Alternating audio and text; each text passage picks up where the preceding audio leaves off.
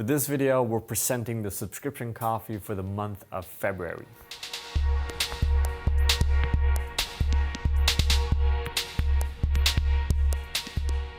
Welcome, my name is Patrick Rolfe and this is Coffee with April. For this video, we're going to talk about the subscription coffee here at April for the month of February. And for those of you that have been following us, you know we're on a 3-month 1931 geisha streak from the Geisha Village farm in Ethiopia.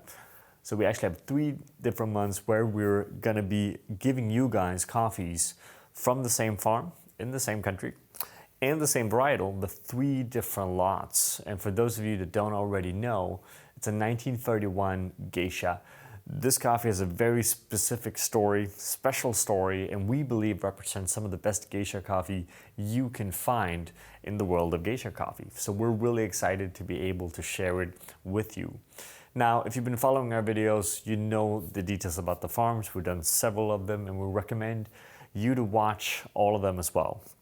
Now, specifically about the coffee that we are giving you for this month, it's lot 95.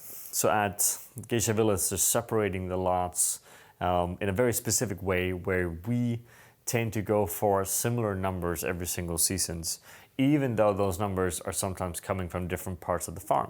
So one of the things with the farm which is interesting is the fact that it's divided into certain blocks and you find certain varietals in these blocks.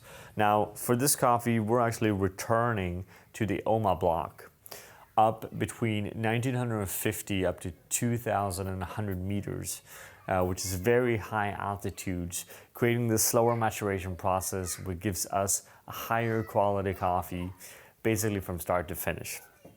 Now, the process of these coffees is a natural process, and we believe Geisha Village does this extremely well. For a lot of people, natural processed coffees are linked to funky flavors, overripe flavors, but what we find in these coffees is actually very clear citrus notes, a lot of tropical flavors, and a high intensity, but a very clean cup profile from start to finish. We believe the lot 95 is actually the best lot that we've been roasting so far this season, and we still have more to come. Now, when it comes to roasting this coffee, every lot at Geisha Village is actually quite different when it comes to how it's behaving on the roast machine. And to deal with this in the best kind of more consistent manner, we always roast the same batch size. So it's a 15 kilo batch size and a 15 kilo Loring Falcon. This allows us to get a bit more control and allows us to predict how the roast curve will go in a much easier way than if we were mixing batch sizes on top of that. Now this specific roast has a total roast time of 10 minutes and 34 seconds. Time after crack being 1 minute and 11 seconds with an end temperature at 210.05. Now this is longer time and a higher end temp than we are used to, especially when we come to roasting these more kind of filter-ish or omni-roast styles of coffee. Now that being said, it doesn't mean the coffee is so much lighter. These coffees just picks up energy very differently, and therefore we end up with these different numbers, but we're still going for a really clean, well-structured cup profile that emphasizes on acidity and the vibrancy that comes out of this farm being Geisha Village. Now this translates into brewing, which we always say, start with resting the coffee for at least 2 weeks before you start brewing it. Again, we find here in the store, most of the coffees we brew are 3 weeks and above. Resting the coffee gives it time to stabilize, the CO2 leaves the coffee. Keep in mind that the lighter the roast, the longer the time it takes for the coffee to degas. So if you, for example, are brewing darker roasted coffees from someone else, you don't necessarily have to let them degas for as long. Now, we're going to do, for the first time ever, actually go through both the espresso and the filter brewing on this coffee. When it comes to the filter brewing, we're pushing the April brewer, as you know. We're back to our kind of standard recipe, but we're doing now 12 grams of coffee to 200 grams of water. We're doing that in 2 pours. We're starting with a 30 gram circle, moving into 70 gram center pour. We're pushing the water temperature up to 96 degrees Celsius, so a tiny bit higher, because we really want that sweetness to come out in this coffee.